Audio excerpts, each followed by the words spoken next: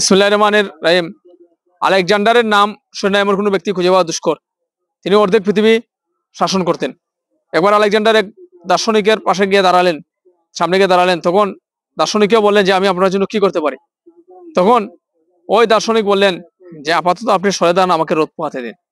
তখন আলেকজান্ডার সাথে থাকা কিছু তার সভাসদ ওনারা একটু রাগান্বিত হলেন।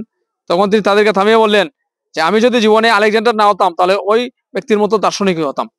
তো বিষয়টা বললাম যে কারণে দেখেন, এক সময় কিন্তু রাজা বাদশাহ যারা ওনাদের দরবারে কিন্তু সভাসদে কিন্তু অনেক বুদ্ধিজীবী, সাহিত্যিক, শিল্পী এবং ধর্মীয় ব্যক্তিত্বরা কিন্তু স্থান পেতেন এবং ওনারা বিভিন্ন সময় রাষ্ট্রের গুরুত্বপূর্ণ প্রয়োজনে রাষ্ট্র শাসন কার্য পরিচালনা করতে গিয়ে ওনাদের মূল্যবান মতামত নিতেন এবং ওনাদের বাসায় গিয়ে ওনাদের ক্ষেত্র বিশেষে ওনাদের সাথে সাক্ষাৎ করার জন্য ওনারা উদ্বিগ্ন হয়ে থাকতেন এবং ওনাদেরকে যথেষ্ট পরিমাণে সম্মান করতেন।